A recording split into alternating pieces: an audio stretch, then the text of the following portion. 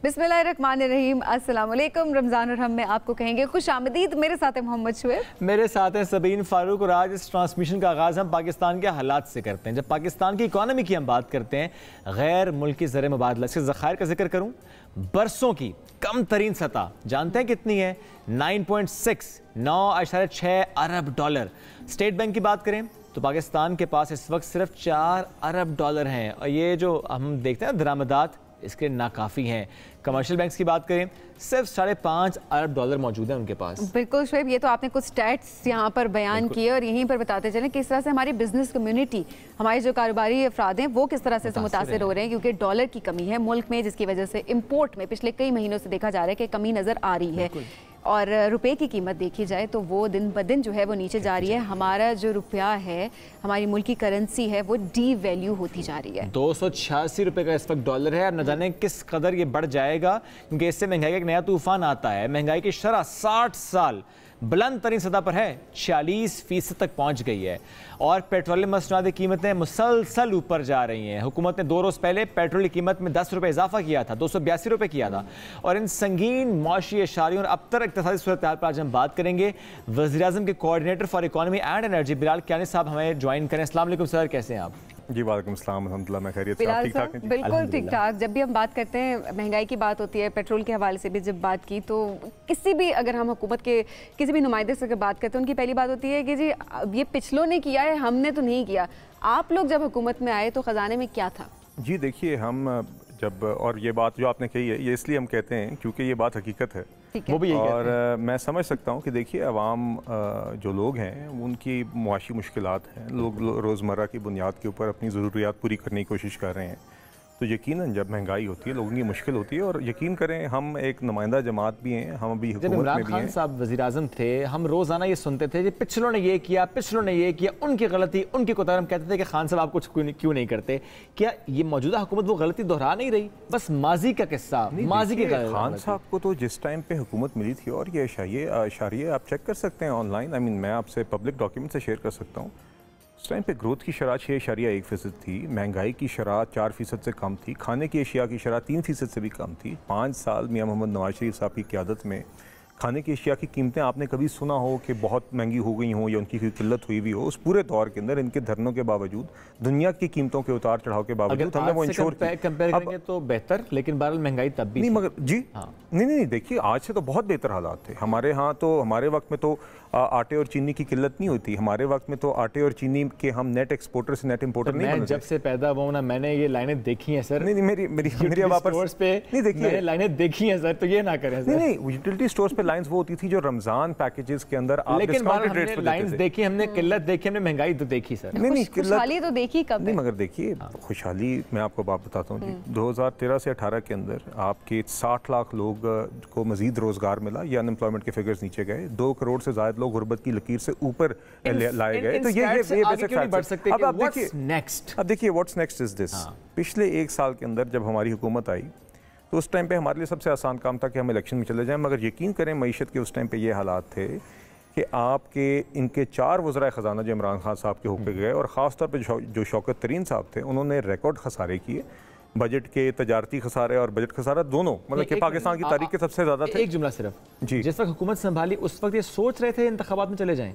जी उस टाइम पे तो आपको याद है हमारा पूरा इरादा भी था, बल्कि बन गया था, आपको याद है। हम तो चाहते थे नहीं देखिए उस टाइम पे तो यकीनन आज से ज्यादा पैसे थे जी। अच्छा। मगर हमने उस टाइम पे हमें ये भी नजर आ रहा था कि उस टाइम पे जो पैसे हैं वो आगे अगर हम कंट्रोल ना कर सके तो नहीं हालात संभलेंगे। देखिए हकीकत ये है कि उस टाइम पे ये बिल्कुल हमें डिफ़ॉल्ट के नैच पे छोड़ के गए। अपना किया हुआ IMF से मुआहदा उस टाइम पे फाड़ा, जो जब ज़र मुबादला के ज़खायर बिल्कुल क्रिटिकल लेवल्स पे थे, और आपको नज़र आ रहा था, मतलब कि मैथमेटिकली नज़र आ रहा था कि इस टाइम पे अगर मिसाल के तौर पे केयर टेकर गवर्नमेंट होती है और कोई ड्रास्टिक मेजर नहीं ले सकती, मिसाल के तौर पे IMF को वापस आप नेगोशिएटिंग टेबल पे नहीं ला सकते, तो 3-4 मुल्क में डिफ़ॉल्ट हो जाना था। और डिफ़ॉल्ट का मतलब क्या है? क्योंकि देखिए हमने ये भी देखना है कि अमली तौर पर उसका रोज़मर्रा की ज़िंदगी पर यह डिफ़ॉल्ट दिवालिया का इस्तेमाल होता है फ़िक्रा इसकी मिसाल हाल ही में हमें श्रीलंका में नजर आई, जहाँ पे लोग 5-5 दिन कतार में गाड़ियाँ रख के 5 लीटर या 10 लीटर पेट्रोल लेने के लिए खड़े रहे, जहाँ पे 2-2, 3-3 दिन कुकिंग गैस, और ये मुफ्त की नहीं है, ये खरीदने के लिए 2-2, 3-3 दिन कुकिंग गैस लेने के लिए बुजुर्ग और ख़वातीन कतारों में खड़े रहे, जहाँ पे 16, 18, 20 घंटे की लोड शेडिंग इसलिए हो गई क्योंकि आप फ्यूल नहीं इंपोर्ट कर सकते। ठीक है, ये हालात यकीन करें पिछले जून में यहाँ पे हो जाने थे अगर हमने IMF को वापस नेगोशिएटिंग टेबल पे हम ना लाए हुए होते, अगर हमने प्रोग्राम को वापस ऑन ट्रैक ना किया होता, जिसके नतीजे में हमारे पास ऑन ट्रैक पर आ गया सर। जी देखिए, IMF का प्रोग्राम अभी चल रहा है, ये जो मौजूदा हमारा रिव्यू है 9th रिव्यू, उसकी टेक्निकल एक एग्रीमेंट हो गई है, स्टाफ लेवल एग्रीमेंट दरकार है। कुछ आपने देखा कि पिछले दिनों में UAE और हमारे दोस्त ममालिक जो हैं उनसे, सऊदी अरब भी जी, उनसे हमें अश्योरेंसेस मिल गई हैं फाइनेंसिंग की, और वो IMF को भी चली गई हैं। एक दो और छोटी चीज़ें हैं जिसके ऊपर इंशाल्लाह एश्योरेंसेस तो जा रही हैं। जी बट IMF का हो नहीं रहा ना। देखिए, हमने बाकी भी सप्लीमेंट्री, आपने फाइनेंस बिल भी देखा, आपने पावर और गैस टैरिफ की रिविजन्स भी देखी। इन हालात में भी हमने बेनज़ीर इनकम सपोर्ट प्रोग्राम की रकम 360 से 400 अरब की। इन हालात में भी हमने अभी फ्री आटा स्कीम की, जिससे आपने देखा कि पूरे पंजाब में आटा तकसीम हुआ।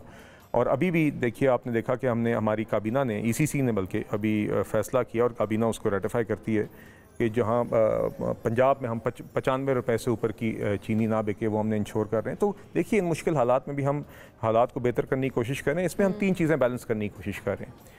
सबसे पहले तो मुल्क को डिफ़ॉल्ट से बचाना था, ताकि वो हालात ना हो जो मैंने आपको श्रीलंका का हाल बताया, और वो अगर हो जाए तो आप दुनिया के सिस्टम से मुनक़ता हो जाते हैं और उससे फिर रिकवरी इज़ मच लॉन्गर। दूसरी हमारी तरजीह थी कि हमने जो भी इन मुश्किल हालात में भी आवाम को फौरी रिलीफ पहुंचा सकते हैं, IMF प्रोग्राम में रहते हुए, खसारे अपने कम करते हुए।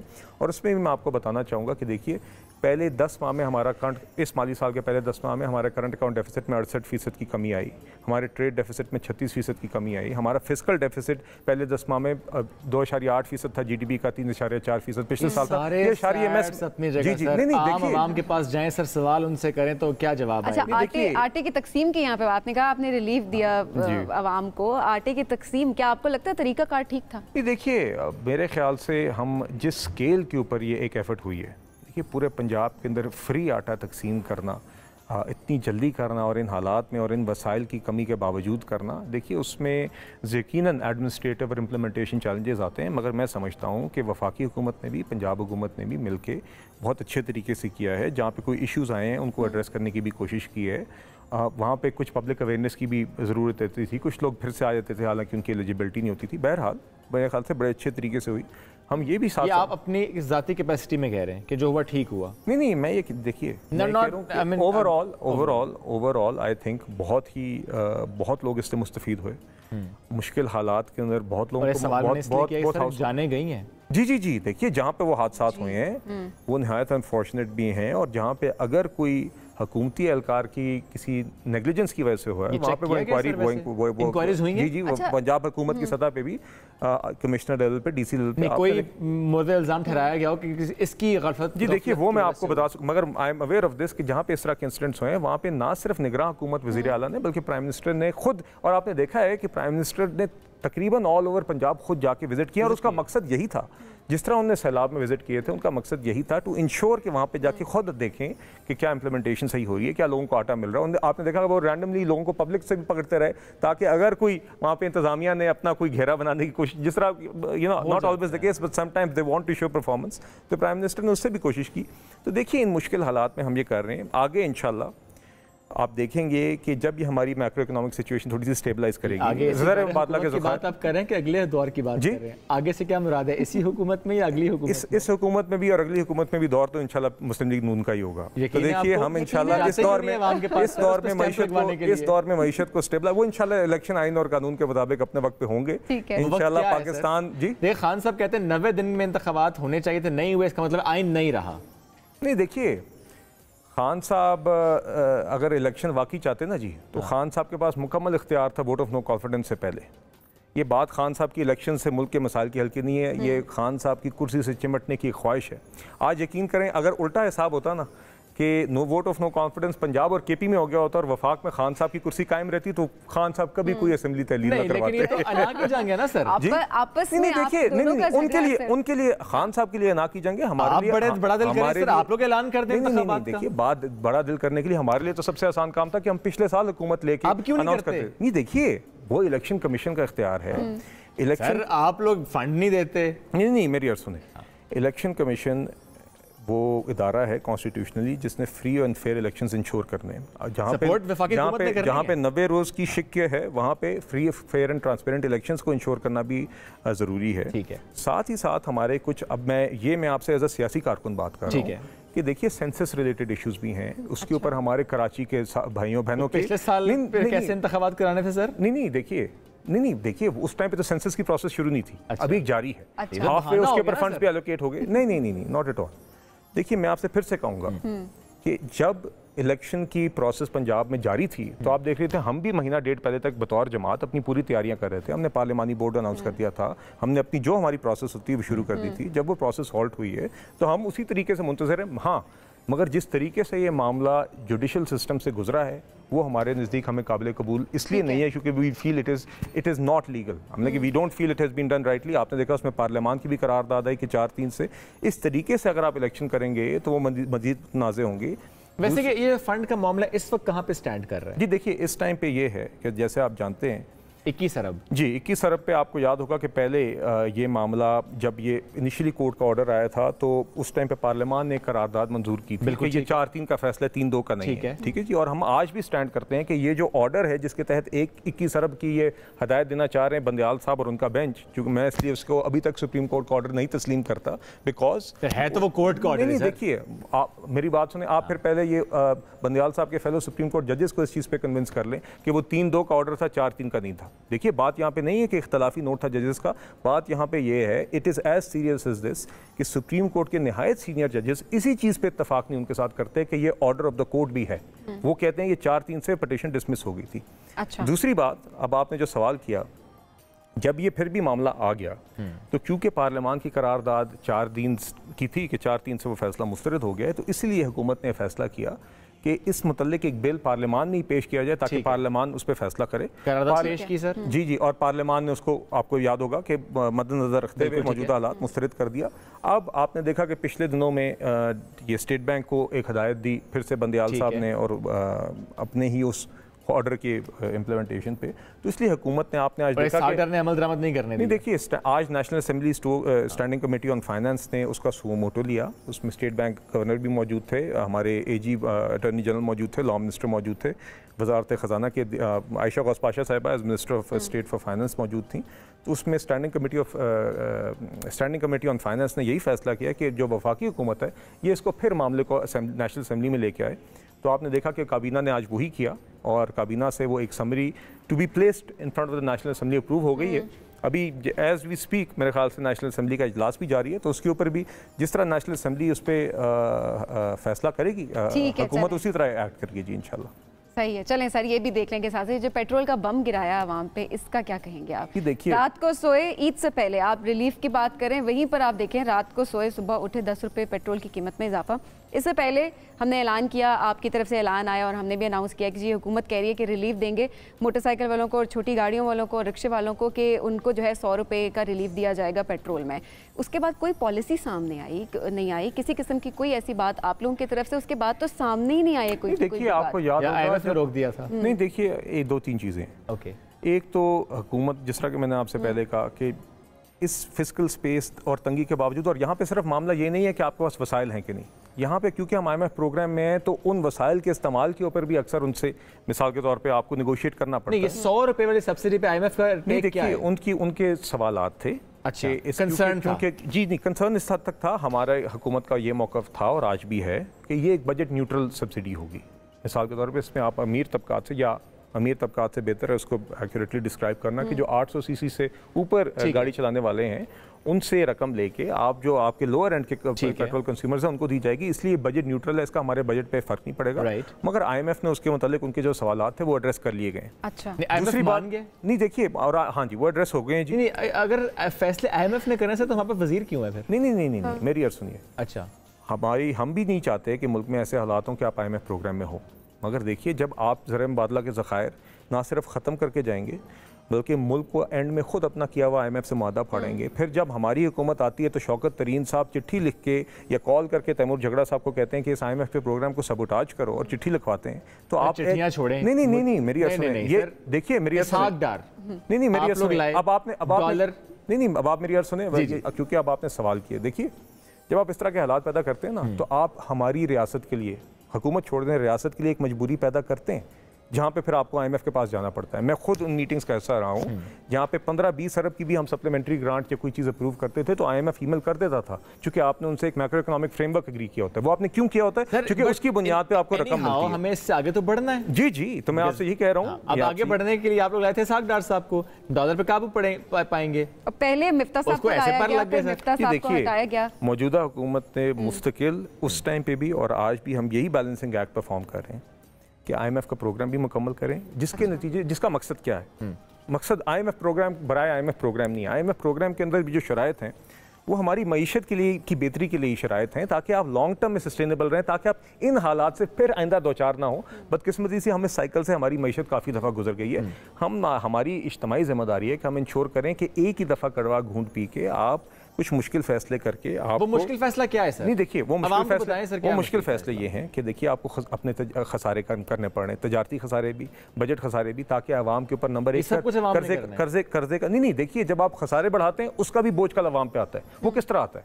2018 के अंदर आपका इंटरेस्ट एक्सपेंस जो हुकूमत का था, जो आवाम की टैक्स पेयर की जेब से जाता था, वो 1500 रुपए था। जब PTI की गवर्नमेंट गई है तो वो 4000 अरब रुपए था। इसका मतलब क्या है? 4000 अरब रुपए उस टाइम पे जो आपकी कुल टैक्स कलेक्शन होती थी हुकूमत की, उसमें से जब आप सूबों का शेयर निकाल लें, हम कहते हैं ये छोड़ो 4000 अरब, छोड़ो 5000 अरब, वो तो ये भी कहते हैं नहीं देखिए अरबों को छोड़ें। नहीं उसको आप छोड़ नहीं सकते, क्योंकि ये चीजें जब खराब होती है तो आवाम पे कल बोझ आता है।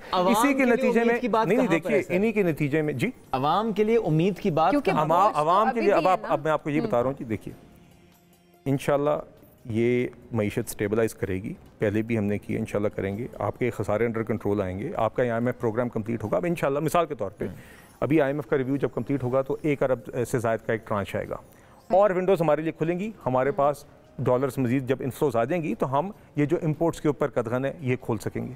हम फिर IMF प्रोग्राम से निकल के आप अपने बजट को ज्यादा खुले तरीके से इस्तेमाल कर सकेंगे। जी कब आगे आवाम जाना चाह रहे हैं? बिकॉज़ आवाम कहते हैं कि हमारी तो नुमाइंदगी कहीं पर भी नहीं है, हम तो परेशान हो गए। आवाम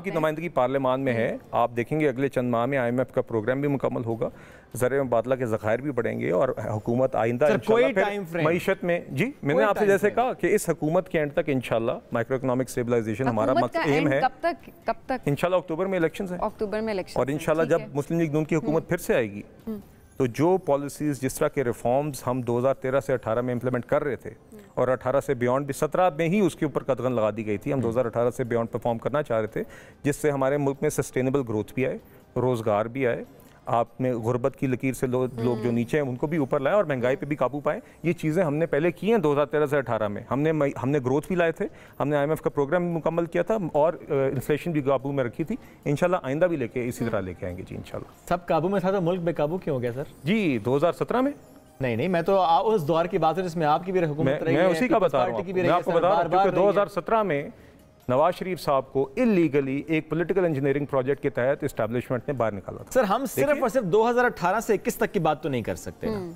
हमें तो माजी में भी जाना है। माजी में तो सर आपकी हुकूमतें रही हैं, पीपल्स पार्टी मैं आपको उसी का बता रहा हूं, मैं आपको 2013 से 18 की बात बता रहा हूं। 2013 से 18 के अंदर पीछे नहीं जाते। नहीं उससे पीछे तो मैं आपको अपने लास्ट टेन्योर का बता रहा हूं। 2008 से 13 की हुकूमत का आप पीपल्स पार्टी से पूछ लें, उससे पहले जनरल मुशर्रफ का दौर था। ये यकीनन हमारे मुल्क में जमहूरियत का जो तसलसल नहीं रहा उसकी भी कॉस्ट हमने अदा की है। बाकी हमारी मईशत के कुछ स्ट्रक्चरल मसाइल हैं। देखिए हमारी मईशत के कुछ ऐसे इशू ज़रूर हैं कि हमें अपनी एक्सपोर्ट्स कमाने की कैपेसिटी बढ़ानी होगी, क्योंकि हमारी मईशत जब भी एक सर्टेन GDP ग्रोथ रेट से ऊपर जाती है तो हमारी इंपोर्ट्स बढ़ती हैं और हमारी एक्सपोर्ट्स क्योंकि उस रेट पे नहीं चलती तो फिर हमारे पास डॉलर की शॉर्टेज आती है। आप लोग हुकूमत छोड़ के गए थे, हालात बहुत अच्छे थे, बहुत बेहतर थे। और आप कहाँ गया जी? खान साहब घर ले गए। खान साहब ने 4 साल में आपने देखा कि उन्होंने मुल्क के कर्जे 25,000 अरब से 44,000 अरब पे चढ़ा दिए। नहीं वो पैसा किधर गया जो ये तो खान साहब जवाब देंगे ना इनका। दीगर केसेस में आप लोगों को पता होगा सर, आप हुकूमत में हैं। वो खान साहब तो आजकल शील्डे लगा के सर पे डब्बा पहन के कभी कभी कोर्ट पेश हो जाते हैं। वो खान साहब वीडियो लिंक की दरख्वास्त छोड़ के कोर्टों में आगे तो केसेस में उनको बुलाया, एक केस और कर देंगे, इसमें भी जवाब नहीं। पैसा कहाँ गया? उन्होंने ये पैसा सारे का सारा जाया किया। कहाँ किया? देखिए खसारों में आपने देखा, करंट एक्सपेंडिचर्स में और मैं आपको बता देता हूँ, मैं आपको मिसाल देता हूँ, जब हमारी हुकूमत थी तो 2013 से 18 के दरमियान आपका एवरेज सालाना बजट डेफिसिट जो था वो तकरीबन 1600-1700 अरब रुपया होता था। इनके पहले 3 सालों में एवरेज खसारा 3300-3400 अरब था और आखिरी साल में तो ये 5200 पे छोड़ के गए। कहाँ 1500, कहाँ 5200। ये रकूम आपको बड़ी लगती है। अब मैं आपको मिसाल देता हूँ, मिसाल मेरे पास भी है। फिर कोविड में पाकिस्तान ने अच्छा परफॉर्म किया सर? नहीं किया। टेक्सटाइल इंडस्ट्री बेहतर परफॉर्म नहीं कर रही थी, फैसलाबाद की उठ नहीं रही थी, और बांग्लादेश के इंडिया के पाकिस्तान को नहीं मिल रहे थे। सर देखिए मेरी अर्ज सुने, आपने जो शौकत तरीन साहब ने आखिरी साल में काम किया उसमें उन्होंने बिल्कुल रेकलेस तरीके से मईशत चलाई, जिसमें क्योंकि उन्होंने फिर खसारे खोल दिया, उन्होंने एक्सपेंडिचर्स बेकाबू हो गए, रेवेन्यू फेल हो गए आपके ख्याल में? बिल्कुल फेल। डार साहब पास हो गए? बिल्कुल फेल नहीं। और डार साहब पास हो गए। देखिए अभी डार साहब और हमारी हुकूमत, मिफ्ता इस्माइल साहब भी, डार साहब भी, शहबाज शरीफ साहब नहीं। देखिए अब मैं आपको ये अनफेयर कंपैरिजन इसलिए, चूंकि और मैंने आपसे शो के स्टार्ट में भी आपसे बात की थी कि आपका अगर आपने कंपेयर करने आज के हालात तो करें कि जो जून में जहाँ पे हो जाने थे, जहाँ पे आप आज कीमतों की बात ना करते, आप किल्लत की बात करते।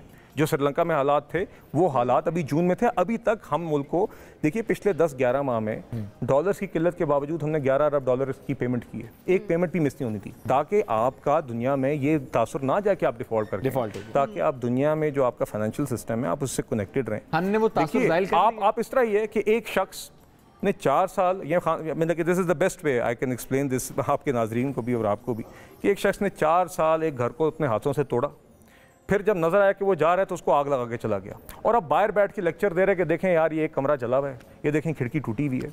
हम तो उस घर को बचा रहे हैं जी, हमने उसकी आग भी बुझा रहे हैं, हम उसकी मुरम्मत की भी कोशिश कर रहे हैं। यकीनन जब इस हालत में होगा, आप बेशक आग भी बुझा लें और मुरम्मत भी कर लें तो घर इतनी ख़ास हालत में नहीं होता। आगे इंशाल्लाह हम इसको बेहतर करेंगे, और आजकल हम यही कोशिश कर रहे हैं कि अपनी ऑब्लिगेशंस भी पूरी करें, हम सारी तरजीहात लेके चलें। हम अगर करना चाहें तो आज भी हम कर सकते हैं कि अक्टूबर में इलेक्शन है जी, खजाने खोल दो, खसारे आउट ऑफ कंट्रोल हो जाएं। हमें क्या ज़रूरत पड़ी थी कि फिस्कल डेफिसिट कम करते, हमें क्या ज़रूरत पड़ती थी करंट अकाउंट डेफिसिट कम करते। हम भी इनकी तरह कहते जी अक्टूबर में डिफॉल्ट होना होगा तो अक्टूबर वाले आके देख लें, जो भी आके देखेंगे। खान साहब ने ये काम साइफर के साथ किया, साइफर जैसे झूठ की बुनियाद पे असेंबली तक को वो डिसॉल्व करने को तैयार हो गए, IMF का प्रोग्राम वो तोड़ने को तैयार हो गए। वो एक ऐसा शख्स है जो किसी भी सतह तक जाने को तैयार है, और आज भी वो बंदा, और आज भी वो शख्स नहीं, आज भी वो शख्स कहता है कि वही शौकत तरीन जिससे ना सिर्फ उनने IMF का मुआहदा तोड़वाया, बल्कि उनसे फिर बाद में हमारी कोशिश को सबोटाज करने की कोशिश की, IMF को चिट्ठी लिख के, और उस शख्स को फिर से वजीर खजाना भी बनाएंगे। और मुझे दुख इस बात का होता है कि देखिए जब कोई बंदा शरियार अफरीदी टाइप या मुराद सईद टाइप को आके बात करे ना, तो मैं बंदा कह देता है यार ये बेसमझ है, इनको शायद इकोनॉमिक चीज़ों की समझ नहीं है इतनी, ये आके टॉकिंग पॉइंट सियासी बात करें।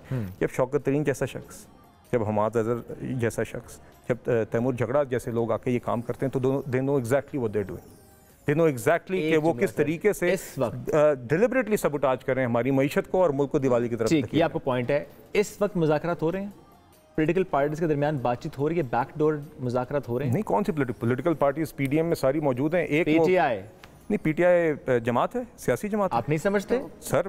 कौन सी सियासी जमात के सरबराह? मैं आपको बताऊं, दहशतगर्द तंजीमों के लोग होते हैं जो बंकरों में छुपते हैं और खवातीन और बच्चों को आगे करके जैकेटें पहना के पेट्रोल बम फेंकते हैं। सियासी जमात के सरबराह तो ये काम नहीं करते। बहुत हार्ड जुमला है। नहीं, ये हकीकत है। क्या ऐसा नहीं हुआ?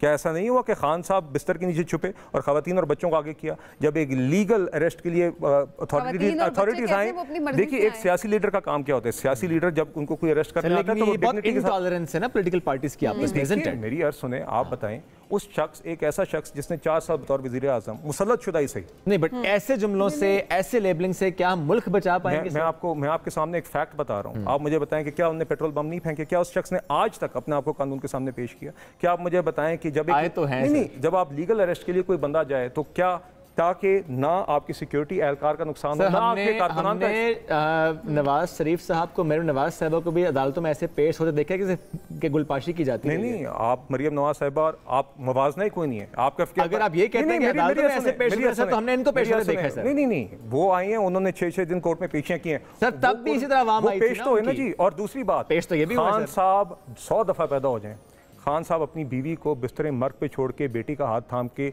एक रिग्ड केस के अंदर अरेस्ट करने होने के लिए मुल्क नहीं आ सकते। वो बंदा तो जमान पार्क से बाहर नहीं निकलता। देखिए उस शख्स ने अगर इंतशार से ये सारी बातें आपकी अपनी जगह सर, लेकिन क्या इन बातों से हम हमारे का फायदा कर सकते हैं? नहीं, मगर देखिए अब आपका सवाल है ना, there is no comparison. Khan साहब ने 4 साल एक्सट्रीम पॉलिटिकल विक्टिमाइजेशन खुद ओवरसी की, हमारे लोग इस मराहल से गुजरे, हर सियासतदान की जिम्मेदारी है। क्योंकि आपने नवाज शरीफ साहब की बात की, तो कहाँ नवाज शरीफ साहब, कहाँ इमरान खान साहब? उस शख्स ने वो बहादुरी का मुजाहरा किया, वो लंदन में हो रही है, पाकिस्तान में? नहीं, वो लंदन से उस टाइम पे आए। अच्छा, उस टाइम पे अपनी बीवी को बिस्तरे मर्ग पे छोड़ के आए, जिनका उनको पता था कि वो आइंदा उनको ना देख सके। वैसे अब मरियम नवाज साहिबा को लेके वो जेल में गए, डिग्निटी के साथ रहे और हर पेशी में डिग्निटी के साथ। इस तरीके से नहीं है कि सर में जूते का डब्बा पहना हुआ है, वो भी जब एहसान करें कौम पे जेल जा रहे हैं। जी खान साहब, नवाज शरीफ साहब, आपको मैं बता चुका हूँ, उनके अंदर वो 3 दफा मुंतखब वज़ीर आ रहे हैं पाकिस्तान, वो आएंगे। और मगर खान साहब की किसी की डिक्टेशन पे नहीं आएंगे। जिस अजियत से आप लोग नहीं चाहते? नहीं, हम बिल्कुल हम कह रहे हैं जी आ जाए। नवाज शरीफ साहब भी चाहते हैं, मगर नवाज शरीफ साहब खुद इस बात का तयन करेंगे वो कब आएंगे। वो ये हक रखते हैं, वो आएंगे इंशाल्लाह, आप देखेंगे जरूर आएंगे। और फिर से हमेशा कब आएंगे बहुत यही सुनते आ रहे हैं, वो आएंगे कब आएंगे? आपकी हुकूमत है, आपकी हुकूमत में मैं आपको बता चुका हूँ, वो मियां मोहम्मद नवाज शरीफ का साहब का अपना फैसला है। अवाम की ख्वाहिश पे नहीं आएंगे। अवाम कह रही है मियां मोहम्मद नवाज शरीफ साहब अवाम की ख्वाहिश पे चलते हैं, इसलिए आज तक अवाम तो कह रहे हैं। इमरान खान साहब जैसे 100 लोग आए हैं जिनने खत्म करने की कोशिश की है, उसमें दीगर आमिर भी शामिल हैं, उसमें दीगर सियासी इस तरह के लोग भी शामिल हैं जो अपने आप को सियासतदान कहते हैं, मगर इसी तरह आर्टिफिशियल हकीकतें होती हैं।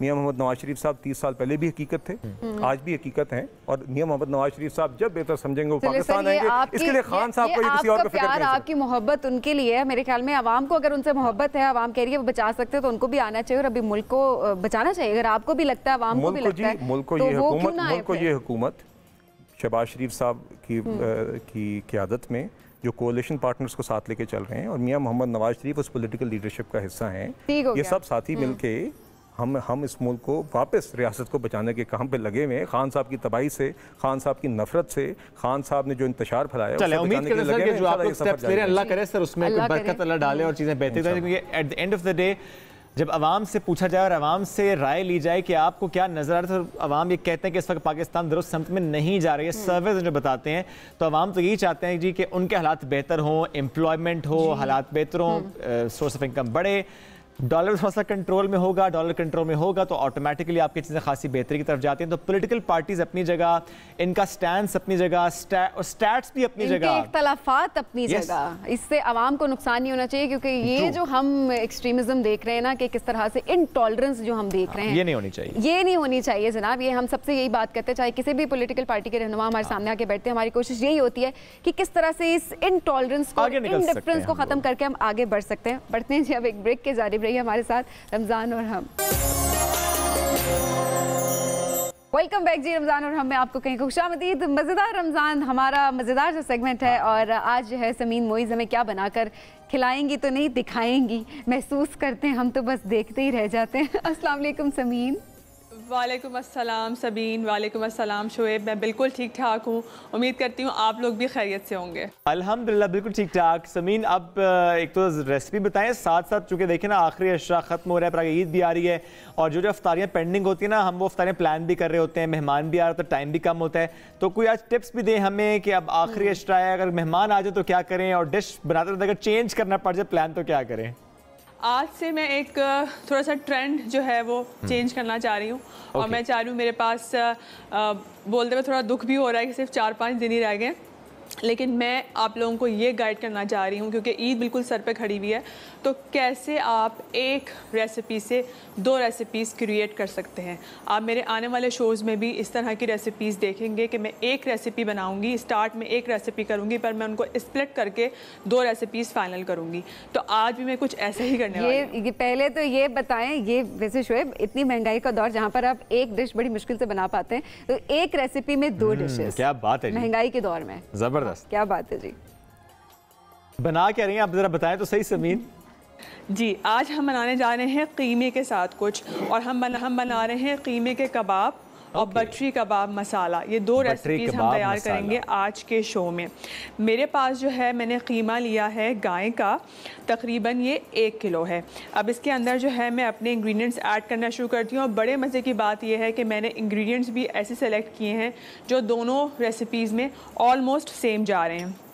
1 टेबल स्पून जो है वो लहसुन लिया है, और 1 टेबल स्पून जो है वो अदरक है, ठीक है। उसके बाद हम लेंगे ग्रीन चिली चॉप्ड है, अबाउट 1 टेबल स्पून। उसके बाद मैं लूँगी लाल मिर्च कुटी हुई, अबाउट 1 टेबल स्पून। फिर हम लेंगे यहाँ पे धनिया कुटा हुआ और भुना हुआ तकरीबन 1 टेबल स्पून।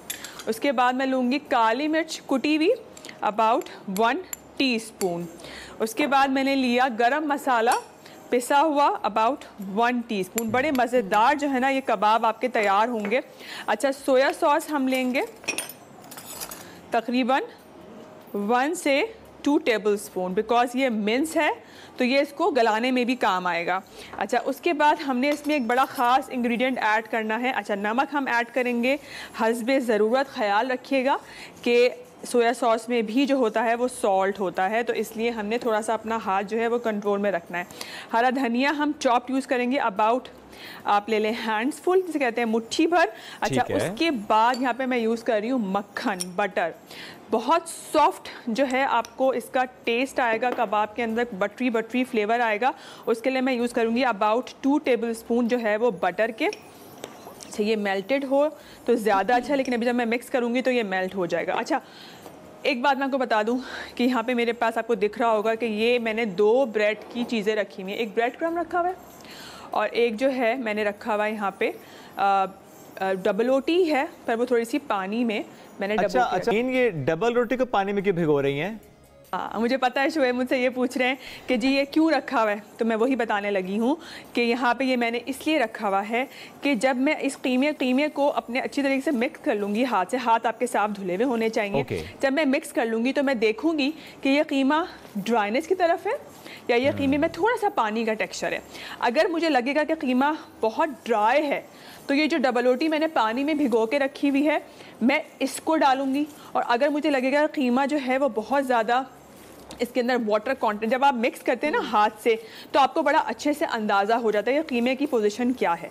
तो अगर आपको ऐसा लगे कि कीमा बहुत वाटरी जा रहा है, यानी कि आपसे संभलेगा नहीं, तो फिर ब्रेड क्रम्ब जो है वो बहुत अच्छा सोल्यूशन है कीमे का पानी एब्जॉर्ब करने के लिए। और ब्रेड क्रम्ब जो है वैसे भी अगर कभी भी आपको ऐसी फील आए कि कबाबों के मिक्सचर में आपका जो पानी है वो ज़्यादा हो गया है या आपसे कबाब संभल नहीं रहे हैं, तो आप उसमें ब्रेड क्रम्ब ऐड कर सकते हैं। अच्छा, देखिए ब्रेड क्रम्ब की भी ये ख़ास क्वांटिटी नहीं होती है और ब्रेड क्रम्ब के यूज़ करने से थोड़ा सा टेक्सचर में भी फ़र्क आता है, यानी कि टेस्ट में भी फ़र्क आएगा और टेक्सचर में भी फ़र्क आएगा, बट आपकी चीज़ ख़राब होने से जो है ना वो बच जाएगी। यानी कि ऐसी है कि वो मज़े की लगेगी, पर ऑब्वियसली ब्रेड क्रम्ब के बगैर जो फ्लेवर आएगा वो ब्रेड के साथ नहीं आएगा। अच्छा, यहाँ पे ऐसी फीलिंग आ रही है कि मेरा जो कीमा है वो काफ़ी, यहाँ पे मेरा कीमा नहीं गाय का कीमा काफ़ी ज़्यादा जो है यहाँ पे थोड़ा सा हार्ड की तरफ है। तो मैं क्या करूँगी, अच्छा ब्रेड क्रम्स डालने से या ब्रेड का स्लाइस डालने से बहुत सॉफ्टनेस भी आती है। ये मैंने पानी में, सिंपल पानी में मैंने इसको भिगो के रखा हुआ था। आप देख रहे हैं कैसे कुछ ये पेस्ट टाइप मेरे हाथ से ही हो रहा है। इसको मैं एज इट इज़ ऐसे ही डाल दूँगी, ठीक है, बिल्कुल है तैयार, सही है। अच्छा, अब मैं इसके कबाब बनाऊंगी और फ्राई करूंगी। कहाँ तक पहुंची जी समीन, बताइए। ये देखिए कभी कभी जब ऐसी बातें होती है ना इस तरह होता है फिर। कबाब जो है वो फ्राई कर लिए और कितने जूसी और कितने खूबसूरत जो है वो ये कबाबों का जो है वो कलर आया है। और अच्छी बात तो ये है कि चिकनाई वाला कीमा नहीं था, इसलिए कहीं से फटे भी नहीं है। तो अगर चिकनाई वाला कीमा होगा तो जहाँ जहाँ चिकनाई होगी ना वहाँ से ये फट जाएगा। अच्छा जी, हमने जाने से पहले बीफ को यहाँ पे सारे मसाले लगा के रखा था। अच्छा से इसे मैरिनेट भी कर सकते हैं समीन? शुएब आप बिल्कुल जो है इसको मैरिनेट करके ज़रूर रखें, क्योंकि मैं आपको हमेशा बताती हूँ कि जब भी आप कोई मसाले लगा के रखें तो तकरीबन आधे घंटे से 1 घंटा मैरिनेट करके रखें। और ये बीफ के लिए ज़रूरी इसलिए है बिकॉज बीफ जो है ना वो गलने में भी टाइम लेता है। और जो सोया सॉस है जो मैंने इसमें डाला है वो बहुत हद तक हेल्प करेगा कि जो इसका गलना है वो सोया सॉस की मदद से होगा, तो उसको मैरिनेशन बहुत ज़रूरी है। घर में तो आप ये कीजिए, सही मेरा लास्ट यहाँ पे कबाब रह गया है। घर में आप ये कीजिए कि आप इसको खोल के तोड़ के चेक भी कर सकते हैं कि भाई हमारा गल गया है नहीं गला है। और कबाबों का आप शेप भी चेंज कर सकते हैं, आप इसे राउंड पैटीज भी बना सकते हैं, लॉन्ग बना सकते हैं, लाइक सीख कबाब भी बना सकते हैं, ठीक है। अच्छा, अब हम करेंगे क्या, देखिए ये एक प्रॉपर पूरी डिश है कबाब। यानी कि अगर आपके घर में ईद की ट्रॉली में ऐसा कुछ है कि शाम की चाय पे कोई आपके गेस्ट आ रहे हैं तो आप ये एज इट इज़ कबाब जो है वो बने हुए रख सकते हैं। और ये भी कर सकते हैं because beef is very expensive. तो मैं हमेशा बात करती हूँ कि जी आपको अपने उसका भी ख्याल रखना है, बजट का भी ख्याल रखना है। तो आपने करना ये है अच्छा, हम दूसरी रेसिपी भी स्टार्ट कर रहे हैं कि आप इसके रोल्स बना के भी रख सकते हैं, यानी कि आपके पास पराठे हैं या रोटी है या आपके पास आपने जो है कोई ब्रेड है तो आप उसके ऊपर भी इसको एज अ सैंडविच की तरह बना सकते हैं। आप चाहें तो पराठे के अंदर रोल बना के रख सकते हैं। अच्छा, थोड़ा सा मैं यहाँ पे डालूंगी ऑयल। रेसिपी भी हम शुरू करेंगे और जो यहाँ पे मैंने ऑयल जो फ्राई किया है कबाबों का, मैं थोड़ा सा वो भी ऐड करूँगी बिकॉज इसमें ना बहुत फ्लेवर होगा। बीफ का सारा फ्लेवर जो है वो इसके अंदर होगा। अब हम बना रहे हैं बटरी कबाब मसाला। इन्हीं कबाबों से मैं एक सालन तैयार करूंगी जो कि आपकी ईद की ट्रॉली में आपको बहुत जो है वो फ़ायदा देगा। और यहाँ पे हम डालेंगे तकरीबन 2 टेबलस्पून बटर बिकॉज ये बटरी कबाब हैं। अच्छा, यहाँ पे डाल दिया। और मैंने आपको हमेशा बताया है कि जब आप बटर डालें तो साथ में ऑयल ज़रूर डालें ताकि जो बटर है वो जले ना। अच्छा, यहाँ पे हमने डाल दिया बटर ऑयल के साथ। अब मैं नेक्स्ट ये करने वाली हूँ कि अबाउट 1 टीस्पून लहसुन का डालूँगी। ओके। और टीस्पून डालूंगी अदरक का। मैंने बताया था आपको इंग्रेडिएंट्स बिल्कुल सेम है, ऑलमोस्ट आपको लगेगा कि बिल्कुल सेम इंग्रेडिएंट्स से बना रही हूँ, लेकिन जब इसका मसाला रेडी होगा तो वो एक बिल्कुल डिफरेंट आपको जो है लुक देगा। अच्छा, यहाँ पे ये डाल दिया। उसके बाद हमारे पास है यहाँ पे पिसी हुई प्याज, ब्लेंडेड प्याज। तकरीबन मैंने ये एक छोटी प्याज ली थी, उसका तकरीबन अबाउट 1/4 कप जो है ना मैं यहाँ पे प्याज डाल रही हूँ। और मैं इसको अच्छी तरह से फ्राई करूँगी इस बटर के साथ और लहसुन। अच्छा, और समीन ये जरूर बताइएगा कि जब अगर कबाब बना लिए हैं तो क्या फ्रीज भी कर सकते हैं, चाहे कच्चे चाहे इस तरह फ्राई करके? बिल्कुल। अच्छा, देखिए आप इनको फ्रीज भी कर सकते हैं। बड़ा अच्छा इस वक्त जो है मुझे पूछा है शुएब ने कि आप इन कबाबों को, अच्छा कबाब जो है ना हमेशा ये याद रखिएगा कि आपको मीट की जितने भी कबाब हैं, फॉर एग्जांपल आपने अगर कोफ्ते बनाए हैं या आपने इस तरह के कबाब बनाए तो आप उनको हल्का सा पका के फ्रीज़ कर सकते हैं। बिल्कुल फ्रीज़ कर सकते हैं, इस पॉइंट के ऊपर भी फ्रीज़ कर सकते हैं। फिर क्या करेंगे, आप इसको सिर्फ निकालेंगे और निकालने के बाद आप इसको सर्व करेंगे गर्म करके, फ्राई करके या आप कढ़ाई बनाकर।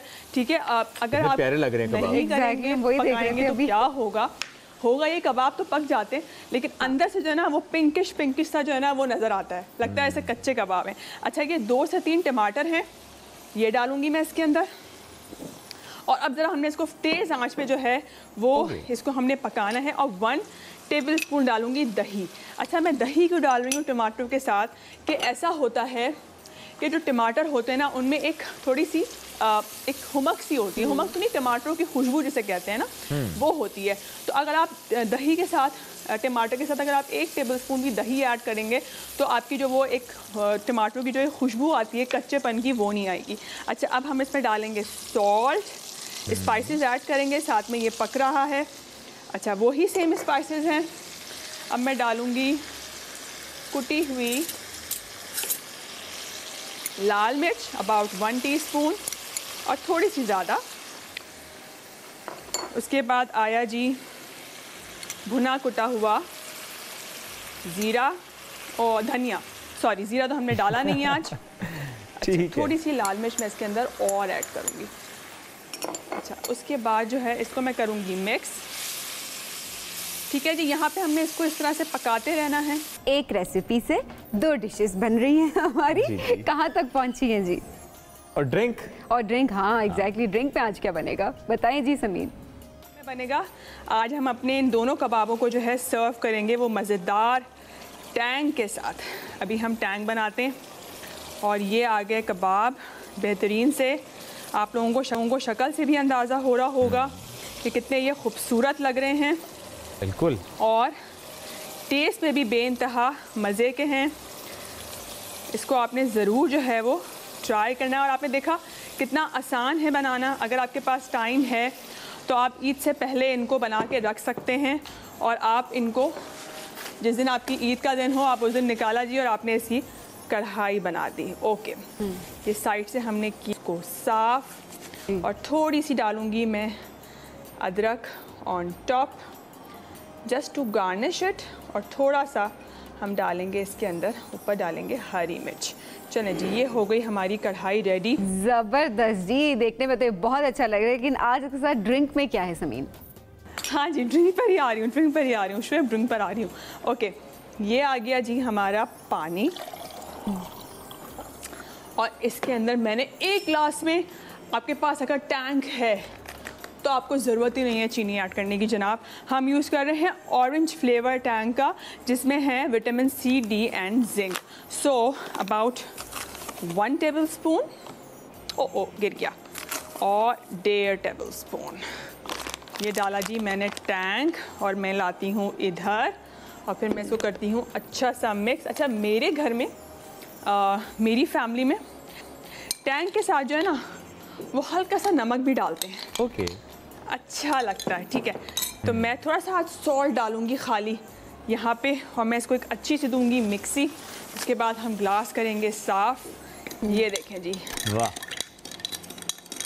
बर्फ की आवाज़ बड़ी अच्छी आई है ना? आपको किसी भी तरह आवाज़ आनी चाहिए। इस चटपटी सी चीज़ के साथ जो है ना वो मज़ेदार सा टैंग तो चलता है जी। आज की रेसिपीज़ हो गई हैं तैयार। उम्मीद करती हूँ आप लोगों को पसंद आई होंगी। ज़रूर, आप ज़रूर ट्राई करेंगे। बिल्कुल ट्राई करेंगे जी। एक रेसिपी से 2 डिशेस साथ में बनाया आपने, ज़बरदस्त सा drink. Thank you so much Sameen. मज़ेदार रमज़ान से आज इतना ही। अब एक ब्रेक की तरफ बढ़ेंगे, वापस आएंगे, साथ रहिए। वेलकम बैक जी। रमज़ान और हमें आपको कहेंगे खुश आमदीद। अब ज़रा हमने सोचा कि क्यों ना रमज़ान का महीना और आखिरी अशरा है जिसमें हम ताक रातों की भी बात करते हैं और इबादतों का सिलसिला मज़ीद बढ़ जाता है। पूरा महीना तो रहता है लेकिन इन ताक रातों में, आखिरी अशरे में इसी तरह से सिलसिला बढ़ जाता है। तो हमने सोचा कि आज क्यों ना अपनी नशरियात में भी हम महफिल सजाएँ शुएब, और ज़रा नात ख़्वानी का हम थोड़ा सा आगाज़ करें। बिल्कुल जी, इसका एहतमाम करें। तो हमारे साथ जनाब नात ख़्वां मौजूद हैं जिनका नाम है सना नेमत। अस्सलाम वालेकुम। वालेकुम सलाम।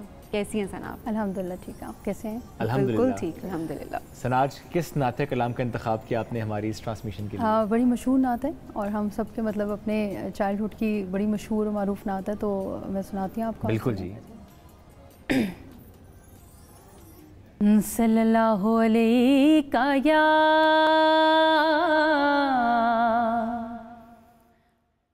रसूल अल्लाह,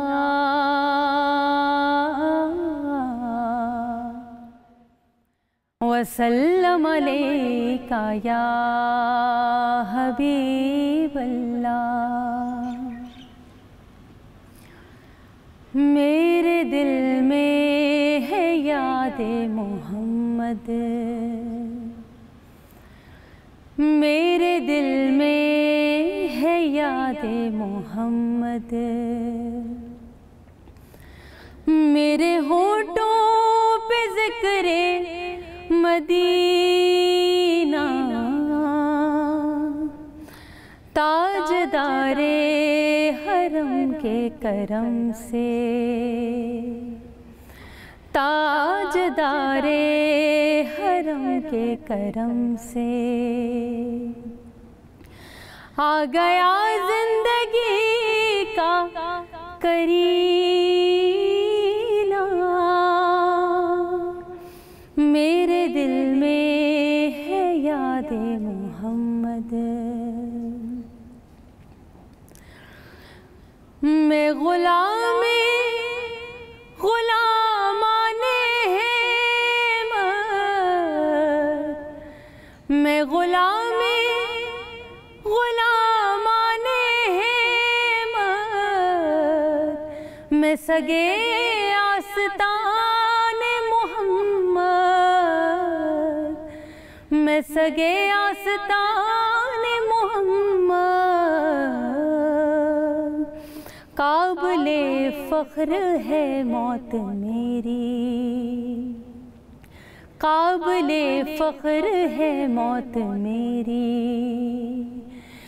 काबिले रश्क है मेरा जीना। मेरे दिल में है याद मोहम्मद, मुझको तूफ़ान की मौजों का क्या डर, मुझको तूफ़ान की मौजों का क्या डर, वो गुजर जाएगा रुख बदल कर, वो गुजर जाएगा रुख बदल कर। ना खुदा है मेरे जब मोहम्मद, ना खुदा है मेरे जब मोहम्मद, कैसे डूबेगा मेरा सफीना, मेरे दिल में है याद मोहम्मद। दिल शिकस्ता है मेरा तो क्या गम, दिल शिकस्ता है मेरा तो क्या गम, इसमें रहते हैं शाहिद आलम, इसमें रहते हैं शाहिद आलम, जब से मेहमान हुए हैं वो दिल में, जब से मेहमान हुए हैं वो दिल में, दिल मेरा बन गया है मदीना, मेरे दिल में है याद मोहम्मद, मेरे होठों पे जिक्रे मदीना, ताजदारे हरम के करम से आ गया जिंदगी का करीना, मेरे दिल में है याद मोहम्मद। बहुत प्यारी आपकी आवाज़ है सना। कब से नात ख़्वानी का आपने आगाज़ किया? नात ख़्वानी का खैर मैं बचपन से कर रही हूँ, मैं बस इन स्टैंडर्ड 2 तो आई यूज़ टू डू, मैं करती थी। और फिर वो बस ये नात का ही कमाल है कि अब हम इधर तक पहुँच गए। तो नातें पढ़ी, उसके बाद फिर हम ऐसा ऐसा आरफाना कलाम, सूफियाना कलाम, गज़लियात, सिंगिंग, हर तरफ मतलब उस तरह कॉम्पिटिशन्स भी सही विन किए होंगे फिर? बिल्कुल। मैं अभी तक करती आ रही हैं या बस बचपन में ट्रॉफीज़ जो ली? नहीं, मैंने अपने कॉलेज टाइम तक I have been won the first as a, आप कह लो कि ऑल पाकिस्तान कंपटीशन में कंसेक्टिव 3 साल मैंने फर्स्ट पोजीशन ली नात ख़्वानी में।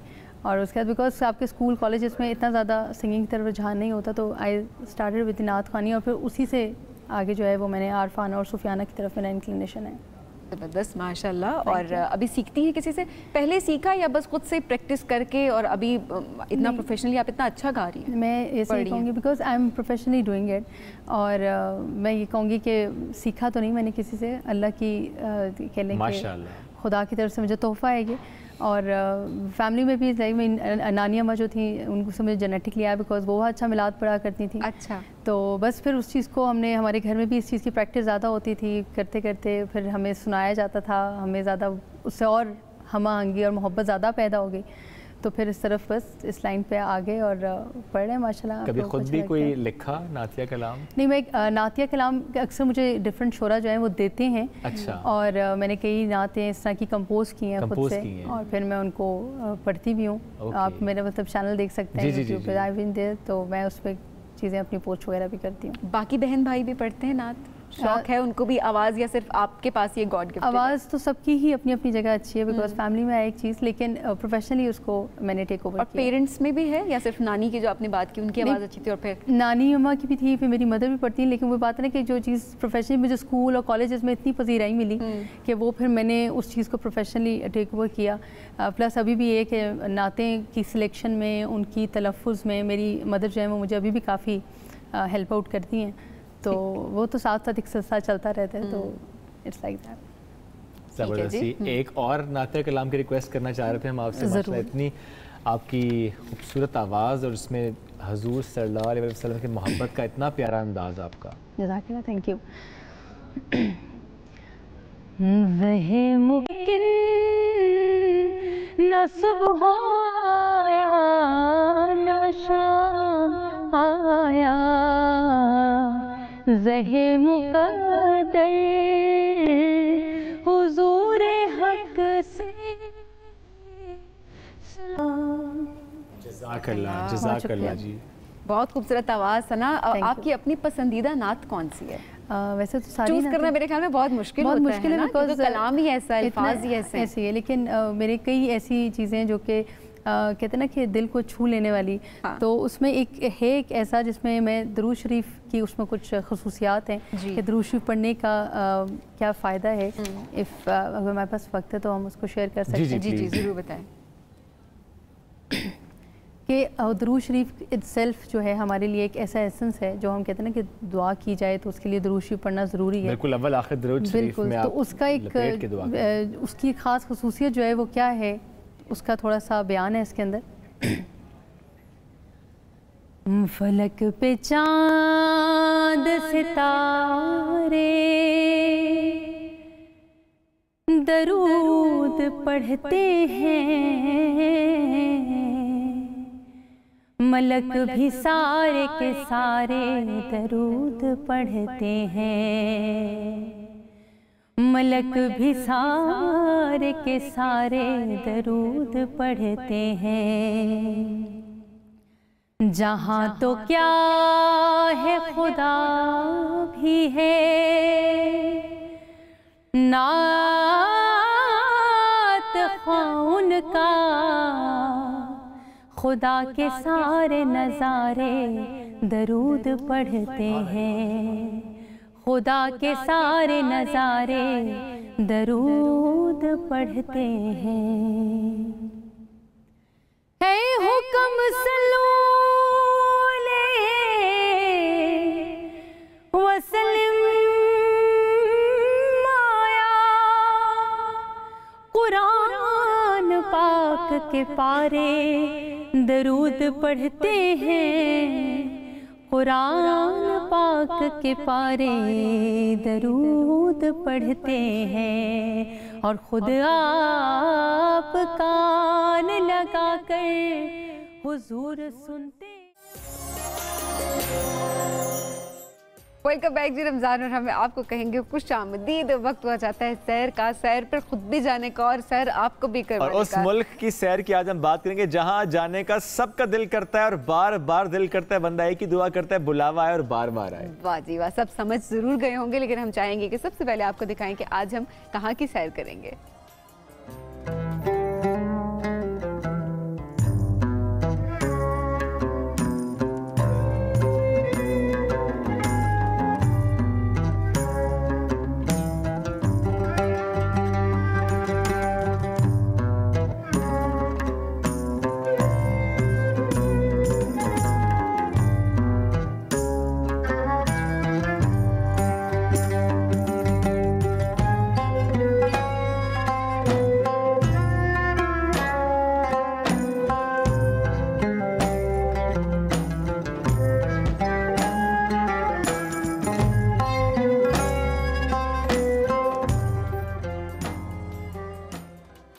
सऊदी अरब इस्लामी दुनिया का अहम तरीन मुल्क, अल्लाह का घर है वहाँ पर, जहाँ पैगम्बर इस्लाम सल्लल्लाहु अलैहि वसल्लम ने अपनी बेमिसाल हयात तय्यबा गुजारी है। उस मुल्क की कदर व मंजिलत ता क़यामत बाकी रहेगी। लेकिन आज हम कुछ मज़ेदार, कुछ दिलचस्प किस्म के हक़ाइक़ आपसे शेयर करने की कोशिश करेंगे। साथ मौजूद खुरम इलाही, अस्सलाम वालेकुम जी। वालेकुम अस्सलाम। आपने बिल्कुल ठीक कहा, हमारे मुसलमानों के सबसे मुक़द्दस तरीन मकामात वहाँ पर मौजूद हैं। मस्जिदुल हराम, मस्जिद नबवी, दुनिया के दोनों सबसे बड़ी मसाजिद भी हैं। एक की कैपेसिटी है कि उसमें 30 से 40 लाख लोग आ सकते हैं, और एक की कैपेसिटी है कि 15 से 20 लाख लोग उसमें आ सकते हैं। लेकिन जैसे आपने कहा कि हम बहुत ज़्यादा मालूमात तो रखते हैं, तो आज हम सऊदी अरेबिया के हवाले से कुछ और भी नई मालूमात हासिल करेंगे। इसकी 1938 में यहाँ पे तेल मिला, और पूरी दुनिया के 17% तेल के ज़खायर यहाँ पर मौजूद हैं।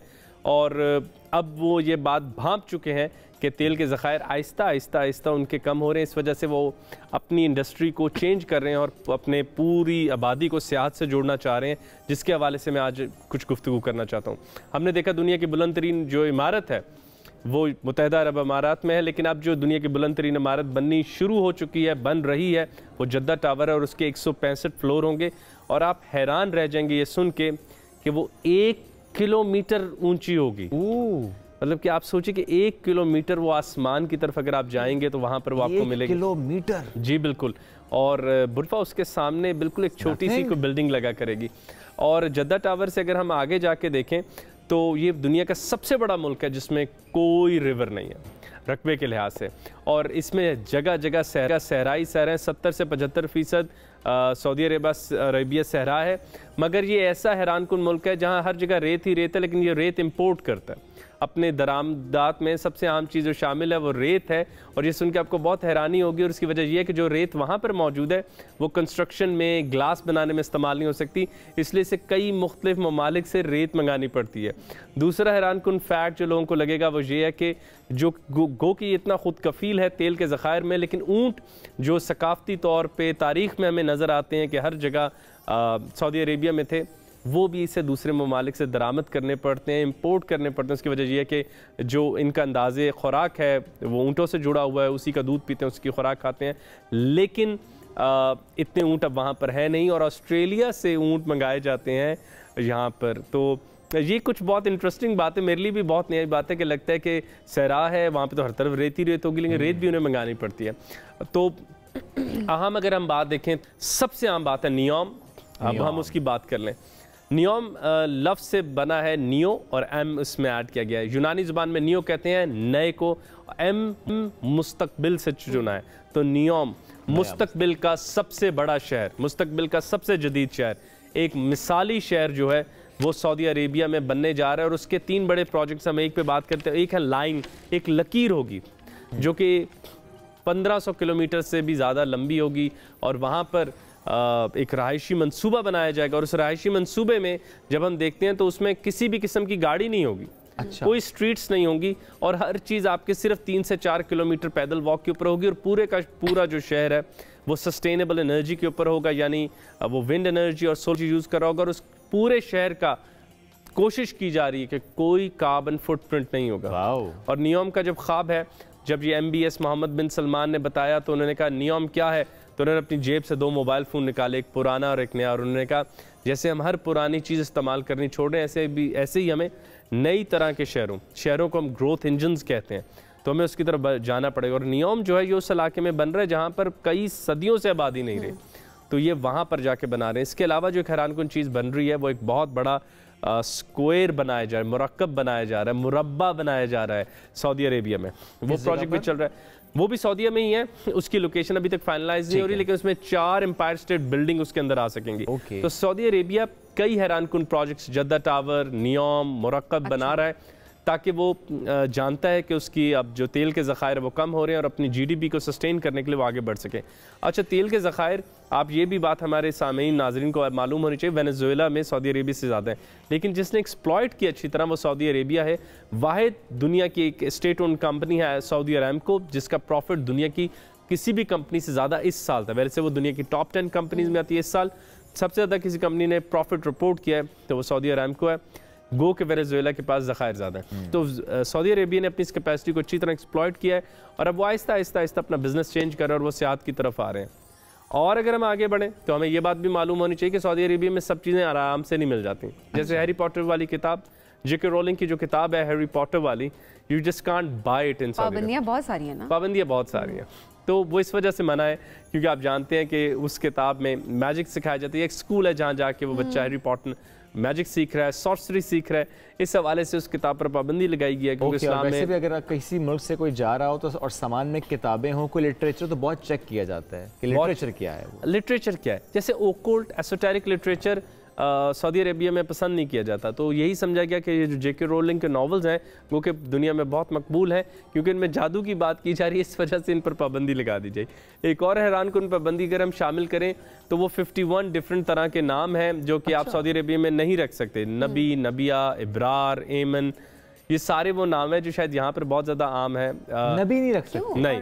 एमन की क्यों पाबंदी है? बस जैसे पाकिस्तान में हम देखें तो ये नाम बहुत कॉमन है, बहुत कॉमन है।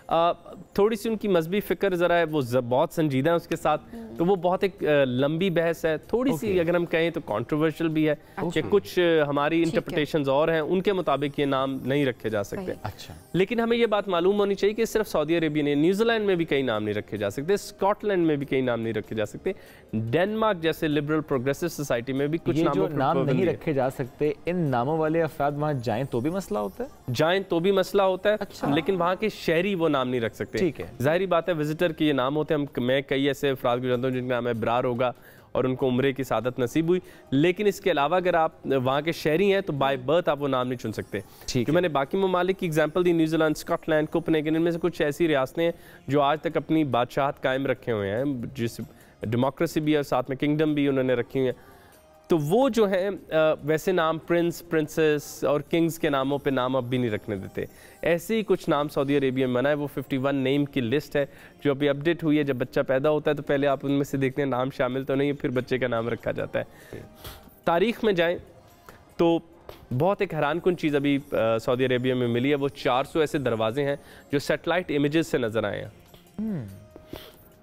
सऊदी अरेबिया में कुछ आतिफिशा पहाड़ थे और उन आतिफिशा पहाड़ों को जब सैटेलाइट से देखा जा रहा था बार बार, आप जानते हैं कि सैटेलाइट इमेजरी अब दुनिया में हॉबी भी बन चुके हैं, लोग गूगल में की भी सैटेलाइट यूज़ करते हैं। तो वो जो 400 गेट्स हैं, उनका नाम गेट्स इसलिए रखा गया कि जब उनको आसमान से देखें तो वो दरवाज़ों की तरह नज़र आ रहे होते हैं, लेकिन वो पत्थरों से बनाए हुए बड़े बड़े सिम्बल्स हैं, साइंस हैं और कई फुटबॉल फील्ड से भी 3-3, 4-4 गुना बड़े हैं और वो वहाँ पर हमें नज़र आ रहे हैं। जब आप उनको देखते हैं तो आप हैरान रह जाते हैं। और अभी तक जब से 2017-15 से नज़र आए हैं, प्रोफेसर कैनेडी थे जो इसकी तहकीक कर रहे हैं, उन्होंने भी कहा कि मैं नहीं जानता कि सऊदी अरेबिया के वोल्केनोज आतिफिशा के पास नज़र क्यों आ रहे हैं। कुछ लोगों का कहना है फिर वही बात कि ये कुछ निशानात हैं जो आसमान वालों की तरफ गुफ्तगू करने के लिए, अगर आसमान वाले आएँ तो वो देखें और परख सकें या मदद मांगने के लिए। उस ज़माने में जब यहाँ बहुत अंधेरा था, यहाँ आतिफिशा फट रहे थे, तो ये आसमान पर यकीन कर लिया गया कोई खलाई मखलूक होगी। और अगर आप हिस्ट्री चैनल पे भी जाएं जो दुनिया का बहुत वैलिड चैनल है, तो वो भी कहते हैं कि वाकई ये जो बड़े बड़े साइंस ज़मीन पर बनाए जाते हैं आतिफिशा को तो रोकने के लिए नहीं थे, क्योंकि आतिफिशा के निशान इनके ऊपर बाद में आए। ये आसमान वालों के लिए ज़ुबान लिखी जाती थी कि आप आइए, मदद कीजिए, खुराक चाहिए, बारिश चाहिए। तो ऐसे 400 बड़े डिफरेंट सिंबल मिले और कुछ तो ट्राइंगल्स हैं जो निशानदेही कर रहे हैं कि आप उस तरफ देखो और आगे एक आय बनी हुई है। तो अब इनके ऊपर तहकीक हो रही है। तो सऊदी अरेबिया और फिर जो पेट्रा वाली हमने बात की, उसके भी जो कुछ मनाजिर हैं जो पहाड़ों के अंदर इबादत गाहें और घर बने, वो भी सऊदी अरेबिया में नज़र आते हैं। तो बहुत कदीम तहजीब भी सऊदी अरेबिया में है जिसके बारे में अब बात हो रही है। तो ये था हमारा आज का सऊदी अरब का विजिट, इंटरेस्टिंग भी और ये आपने कदीम जिक्र भी किया और आपने जिद्दत की बात भी की, जिस तरह वो आगे बढ़े। बहुत शुक्रिया, खुदा मिलाई साथ मौजूद थे। सऊदी अरब की बात हो रही थी, अब ब्रेक की तरफ बढ़ना है, ब्रेक से वापस आएंगे, ट्रांसमिशन को आगे बढ़ाएंगे। Welcome back after the break. Quran मजीद फुरकान हमीद में इरशाद बारी ताला के बेशक हमने कुरान मजीद को लैलतुल क़द्र यानी बाइज़्ज़त खैर बरकत वाली रात में उतारा। और आपको क्या मालूम कि लैलतुल क़द्र क्या है? आज ट्रांसमिशन का आगाज़ हमने लैलतुल क़द्र की बात से किया था, तो आज समझने की कोशिश भी करते हैं कितना अजर व सवाब है इस रात में इबादत का। और जब किसी को मालूम हो कि ये लैलतुल क़द्र है, चूँकि ज़ाहिर है आखिरी अशरे की ताक रातों में तलाश करने का कहा गया, अगर तलाश करते करते किसी को ये महसूस हो कि लैलतुल क़द्र है तो क्या करना चाहिए? एग्जैक्टली। और बहुत सारे ऐसे सवालात हैं जो हमारे जहनों में भी, आपके जहनों में भी, और उनके जवाब देंगे हमारे साथ मज़हबी स्कॉलर राजा ज़िया साहब मौजूद हैं। अस्सलाम वालेकुम। वालेकुम अस्सलाम रहमतुल्लाह। राजा साहब, सबसे पहले तो ये पूछेंगे कि लैलतुल क़द्र ये इसकी फजीलत क्या है, इसकी बरकत क्या है, ये रात क्या है? बेशक, तो इसमें जिस तरह अभी इंट्रोडक्शन में बताया कि अल्लाह रब्बुल इज़्ज़त कुरान मजीद में इरशाद फरमाते हैं, इन्ना अंज़लनाहु फ़ी लैलतिल क़द्र वमा अदराका मा लैलतुल क़द्र लैलतुल क़द्रि खैरुम मिन अल्फ़ि शहर। ये एक ऐसी रात है जिसमें कुरान को नाजिल किया गया। रमज़ान में कुरान नाजिल हुआ, ख़ास तौर पर लैलतुल क़द्र में नाजिल हुआ। और अल्लाह ताला फरमाते हैं ये ऐसी रात है जो 1000 महीने से बेहतर है। 1000 महीने का मतलब ये हुआ कि कम से कम 83 ईयर्स से बेहतर है। 83 ईयर्स से कम कह रहा हूँ, क्योंकि जब कहा गया खैरुम मिन अल्फ़ि शहर तो ये नहीं पता कि कितना बेहतर है। ये कम से कम हद है, कम से कम है, उससे मतलब 10 गुना ज़्यादा हो, 100 गुना हो, वो अल्लाह के ऊपर है। बेशक। तो इसमें जो भी इबादत की जाएगी वो आप समझ लें कि एक पलड़े में, और आपकी पूरी ज़िंदगी की इबादत जो है वो दूसरे पलड़े में। तो इतनी इसकी फजीलत है। तो इस रात में आपने मिसाल के तौर पर अगर आपने 100 रुपया सदका कर दिया तो वो फिर 83 ऐसे तो कम से कम मल्टीप्लाई होगा कि जैसे आपने हर रोज़ वो 100 रुपया जो है ना खर्च किया, आपने इस रात में कुरान मजीद का जो पोर्शन पढ़ा होगा वो आपके लिए ऐसे मल्टीप्लाई होगा जैसे आपने सारी ज़िंदगी किया है। नमाज होगी, क़यामुल लैल होगी, दुआ होगी। कोई भी नेक अमल, इसमें सिर्फ कुरान पढ़ने की बात नहीं हो रही है, नमाज पढ़ने की, नवाफिल अदा करने की बात नहीं हो रही। कोई भी नेक अमल अगर आप इस रात में करते हैं तो उसका जो सवाब है वो इतने गुना बढ़ जाता है। कम से कम आप अपनी वालदा के पाँव दबा देना तो लिखा जाएगा जैसे सारी उम्र आपने पाँव दबाए। सुभान अल्लाह। तो आप समझ रहे हैं, मतलब कोई भी एक्ट ऑफ वर्शिप है, कोई भी इबादत की चीज़ है। तो वैसे जो सबसे ज़्यादा इफेक्टिव चीज़ें हैं वो तो बताया गया क़यामुल लैल है, तरावी की नमाज है, तहज्जुद की नमाज है। जो बंदा भी पढ़ना चाहता है तो उसके लिए फिर वो इबादत लिखी जाएगी कि सारी रात वो इबादत में था। तो इस तरह की जितनी भी वो चीज़ें कर सकता है, जिस तरह के नबी करीम सल्लल्लाहु अलैहि वसल्लम ने एक दुआ सिखाई, सैयदा आयशा को ये बताया कि ओ आयशा अगर तुम ये रात पा लो तो फिर ये दुआ ज़रूर पढ़ना, अल्लाहुम्मा इन्नका अफ़ून तुहिब्बुल अफ़्व फ़अफ़्व अन्नी, कि अल्लाह तू अल अफ़ू है, तू माफ़ करने वाला है, तुझे माफ़ करना पसंद है तो मुझे माफ़ कर दे। तो ये दुआ कसरत से मांगनी है। और ये जो अल्लाह का नाम है ना अल अफ़ू, यानी वैसे तो अल्लाह गफ़ूर भी है, गफ़ार भी है, रहमान है, रहीम है, लेकिन अल अफू का मतलब ये है कि अल्लाह ताला ना आपके गुनाहों को सफ़ाई हस्ती से मिटा देता है। यानी कि ऐसे लोग होंगे क़यामत के दिन जो अल्लाह के सामने पेश होंगे और अल्लाह ताला, यानी हदीस में आता है कि उनके साथ जब हिसाब किताब शुरू होगा तो अल्लाह पूछेगा, मेरे बंदे तूने ये किया था? कि अल्लाह मैंने किया था। ये किया था? ये जी बिल्कुल किया था। ये किया था? हाँ जी किया था। वो तो डिनाई तो कर ही नहीं सकता। फिर अल्लाह ताला कहेंगे कि तूने तौबा की थी ना? कि हाँ मैंने की थी। तो अल्लाह ताला कहेंगे कि चल तुझे मैंने आज माफ़ किया, बल्कि तेरे गुनाहों को मैं नेकियों में तब्दील कर रहा हूँ। ठीक है, अब ये देखिए, ये बहुत बड़ी बात है। और वो बंदा खुश होगा कि जी मेरे गुनाह आज नेकियों में तब्दील हो रहे हैं। अच्छा, ये जो चीज़ है ना, ये अभी भी छोटी बात है। छोटी बात क्यों है? क्योंकि अल्लाह ताला इसको माफ़ तो करेगा, लेकिन उससे पहले इसके गुनाहों का तज़किरा सबके सामने होगा। यानी उसके माँ बाप भी खड़े हैं, उसके फैमिली मेम्बर्स हैं, उसके साथीज़ा हैं, उसके दोस्त हैं, उसके करीबी लोग हैं। तो अल्लाह पूछा तूने ये किया था? वो कह रहा जी किया था। ये किया था। अब इसमें क्या है? यानी ये वो बंदा जो अल्लाह ताला को पुकारता था, अल्लाह से माफ़ी मांगता था, लेकिन फिर भी उसके फ़ायदा ये है कि उसके सारे गुनाह माफ़ हो गए, बल्कि नेकियों में तब्दील हो गए। लेकिन जिसने अल्लाह ताला से ये दुआ मांगी होगी ना, अल्लाहुम्मा इन्नका अफ़ुव्वुन तुहिब्बुल अफ़्व फ़अफ़ु अन्नी, कि अल्लाह तू अलफ़ू है तो गुनाहों को मिटा देने वाला, ये शख्स जो है जो तौबा करके आया होगा, अल्लाह ताला, अब गुनाह तो इसने भी किए हैं, गुनाह हर इंसान करता है, अल्लाह ताला सिर्फ इसकी तरफ देखेंगे और कहेंगे जन्नत में दाखिल हो जा। कितनी बड़ी बात है कि आपका खानदान अगर साथ है, उसके सामने जिक्र नहीं होगा। जिक्र जब तेरा दुनिया में पर्दा रखा तो फिर आखिरत में क्यों तुझे एक्सपोज करूंगा? सुभान अल्लाह। तो ये उन लोगों के लिए जो खास तौर पर लैलतुल कदर में ये दुआ जो है कसरत से मांगे, अल्लाहुम्मा इन्नका अफ़ुव्वुन तुहिब्बुल अफ़्व फ़अफ़ु अन्नी, या अल्लाह तू माफ़ करने वाला है, तुझे माफ़ करना पसंद है, मुझे माफ़ फरमा। तो ये एक इबादत है। अच्छा, इसके अलावा ये जैसे क़यामुल लैल है ना, तो एक हदीस में आता है कि जो शख्स भी रात को तहज्जुद की नमाज़ पढ़ेगा, और किसी भी रात में भी हो सकता है, लेकिन लैलतुल कदर में फिर ज़्यादा इंपॉर्टेंट हो जाएगा, कि जो 100 आयात की तिलावत करेगा। 100 आयात की तिलावत का मतलब है अपनी क़यामुल लैल में, यानी अगर आप 2 रकात भी पढ़ लेते हैं नफल के या 4 पढ़ लेते हैं, उसमें आप 100 आयात की तिलावत कर लें। 100 आयात का मतलब वो अगर आप आखिरी पारा उठाएं तो शायद उसकी 4 सूरतें बनती हैं, छोटी छोटी, यानी यहाँ सूरह अन्नबा है, नाज़ियात है, 2 कोई भी और डाल लें तो आपकी 100 आयतें हो जाती हैं। तो 2 रकत में, 4 रकत में आप आराम सुकून के साथ पूरी रात के क़याम का अजर ले सकते हैं। यानी आप अगर इबादत करना चाहते हैं तो अगर आप ये कर लें तो आपके लिए लिखा जाएगा, जैसा कि हालांकि टाइम उसमें लगेगा टोटल 15 मिनट आपका या 20 मिनट, लेकिन किताब में लिखा जाएगा आपके लिए कि जैसे आप पूरी रात क़याम में थे। तो अगर वो लैलतुल कदर है तो वो लिखा जाएगा कि शायद पूरी रात ही आपने इबादत में गुजारी है। फिर इसी तरह से मैं समझता हूँ कि कोई भी चैरिटेबल काम आप कर सकते हैं, कोई भी अच्छे काम आप कर सकते हैं, वो आप इस रात में ज़रूर करें। और अगर हम ये बात करें कि भाई इसको हमें कैसे पता लगेगा कि भाई ये लैलतुल कदर है या नहीं है, स्पेशली ये सवाल ज़रूर आता है कि 27वीं के शब को ही क्यों कहा जाता है कि ज़्यादा चांसेस हैं कि शब कदर यही रात है? देखिए, एक तो जो असल बात है ना वो तो ये है कि नबी करीम सल्लल्लाहु अलैहि वसल्लम ने इसको आखिरी अशरे में तलाश करने के लिए कहा, पहली बात। फिर आपने थोड़ा सा उसको मज़ीद वो कर दिया कि ताक रातों में तलाश किया जाए, तो 21वीं भी हो सकती है, 23वीं, 25वीं, 27वीं, 29वीं, इनमें से कोई भी रात।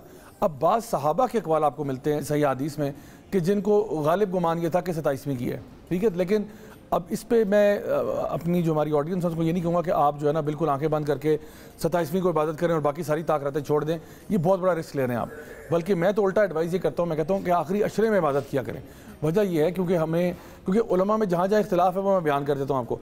इख्तिलाफ इस बात पे भी है कि क्या लैलतुल कदर की रात जो है वो शिफ्ट होती है हर साल या एक ही रहती है, ठीक है। तो क्या, यानी ये सवाल एक बड़ा वैलिड सवाल है, इस पर इख्तिलाफ पाया जाएगा कि क्या लैलतुल कदर हर साल 27वीं को ही आती है या हर साल शिफ्ट होती है, कभी 23वीं को आती है, कभी 25वीं को आती है। तो इसमें आपको इख्तिलाफ मिलेगा, इसलिए ये चांस की बात है। दूसरी बात ये कि हमारा आपको पता ही है सऊदीया का, हमारा और बाकी ममालिक का एक वो लूनर कैलेंडर का भी इख्तिलाफ रहता है कि जी अब हम कहते हैं कि जी आज 27वीं है या कल है, या कल जो गुजर चुका है उसमें हो चुकी है किसी और मुल्क में। तो अब ये भी एक इख्तिलाफी पॉइंट है कि जी लैलतुल कदर क्या एक ही वक्त में सारी दुनिया में एक ही टाइम पे आती है? यस। कि कहीं पे 26वीं चल रही है, कहीं पे 27वीं चल रही है, कहीं पे 28वीं चल रही है, मतलब क्या ऐसा होता है, या हर मुल्क में अपने मुल्क के मुताबिक आती है? तो देखिए ये सारे सवाल है ना इफ्स एंड बट्स में बहुत सारे कि शायद ये शायद वो, तो बेहतर मैं कहता हूँ इसीलिए कि अगर आप और जो इत्काफ बैठता है वो तो पा ही लेता है कंफर्म, लेकिन आप चले इत्काफ ना भी बैठें, लेकिन अगर आप 10 यानी इन 10 की 10 रातों में इबादत कर लें तो अल्हम्दुलिल्लाह आपको यकीन होगा कि मैंने लैलतुल कदर को पा लिया। तो ख़ास तौर पर आज तो चूँकि हमारे यहाँ पे पाकिस्तान में 27वीं की रात है, तो इसलिए आज तो आपने टर्बो लगाना ही लगाना है, आज तो हाई गियर लगाना ही लगाना है, आपने मेहनत करनी है। लेकिन वैसे भी 27वीं के बाद भी ये ना समझे रमज़ान ख़त्म हो गया, अभी 28वीं है, 29वीं है, तो उस पर भी इंशाल्लाह इबादत करें। निशानी अगर सर बता सकें, जब निशानी की बात हम करते हैं, निशानियों के बारे में नबी करीम सल्लल्लाहु अलैहि वसल्लम की वाज़ेह हदीस हैं, आपने फरमाया कि लैलतुल कदर का ना पता चलता अगले दिन है, यानी अगले दिन सुबह फजर के टाइम पे आपको आइडिया होगा कि उसकी जो फजर होगी ना वो बहुत प्लेजेंट होगी, और जो सूरज है उसकी शुआएं नहीं होंगी, यानी सूरज है लेकिन उसकी वो जो पियर्सिंग लाइट होती है जब वो सूरज निकलता है तो उस टाइम पे वो फील नहीं होगी। तो भाई कई लोग हैं वो वीडियोस बना के नेट पे डालते भी हैं, कहते देखो 25वीं, बाकी तो रब जानता है कौन सी। तो बाकी अल्लाह बेहतर। बहुत शुक्रिया, रज़ा साहब साथ मौजूद थे और हम बात करते लैलतुल क़द्र की। अल्लाह हम सबको तौफीक दे इस रात या पूरे, जब हम आखिरी अशरे की बात करते हैं, हर लम्हे की बात करते हैं, हम बरकतें समेटें, अल्लाह से माफ़ी मांगे कि मेरा रब गफूर रहीम है, माफ़ करने वाला है। एक दूसरे के लिए भी जो है वो क्या कहते हैं, आप दुआएं करें, लेकिन साथ साथ अपने मुल्क को ज़रूर याद रखें। जो दुआएं हैं वो कबूल हो जाती हैं, और नमाज भी पढ़ें, नवाफिल भी अदा करें, कुरान भी पढ़ें, लेकिन साथ साथ नेक अमाल भी करें, किसी की मदद ज़रूर कर दें क्योंकि फजीलत जो है वो बढ़ जाती है। कल मुलाकात दोबारा करेंगे, दुआ में याद रखिए। अल्लाह हाफ़िज़।